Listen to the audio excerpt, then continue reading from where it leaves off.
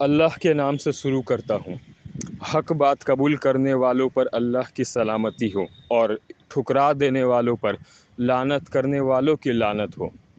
ایک بہت ہی خاص بات کرنی ہے۔ جب آپ کوئی سامان خریدنے جاتے ہو، ذبح کیے ہوئے سامان،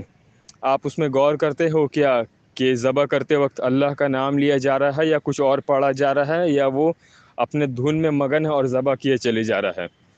ایک چیز دھیان رکھیے کہ جن چیزوں پر اللہ کے سوا کسی اور کا نام لیا جائے وہ آپ کے لیے حرام ہے، تو ذبح کرتے وقت اللہ کا نام لینا ضروری ہے، اس چیز کو دھیان میں رکھیں۔ یہ بتانا اس لیے ضروری تھا کہ کچھ وقت ہم اس چیز کو نوٹس کیے، دھیان دیے کہ آس پاس کے کچھ مرغی دکانوں میں، چکن دکانوں میں، یا اور بھی جانور جہاں پر ذبح کیے جاتے ہیں، وہاں پر لوگ بڑے بے ڈھنگے طریقے سے یہ سب کام کر رہے ہیں۔ ہاف چڈی میں لوگ گھوم رہے ہیں، منہ میں گٹکا یا پھر پان کھینی ڈالے ہوئے ہیں، اور اسی طرح سے وہاں پر بیٹھ کے ذبح کیے جا رہے ہیں۔ مطلب بڑا بے رحمی سے ذبح کر رہے ہیں اور اس کے گردن کو توڑ کے ہٹا دے رہے ہیں، مطلب موقع بھی نہیں دے رہے کہ اس کا خون بہہ سکے صحیح سے۔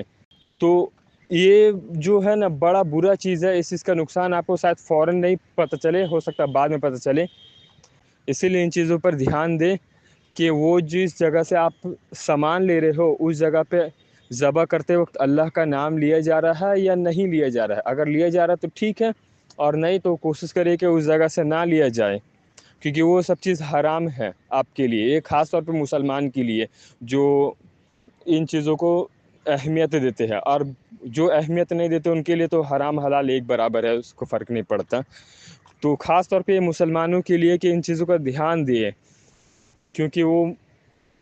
یہ میٹ کی دکان میں، چکن کی دکان میں، یہ ان کے لیے دھندا ہو گیا ہے، اور یہ بڑا بے رحمی سے ان کو مارتے جاتے ہیں۔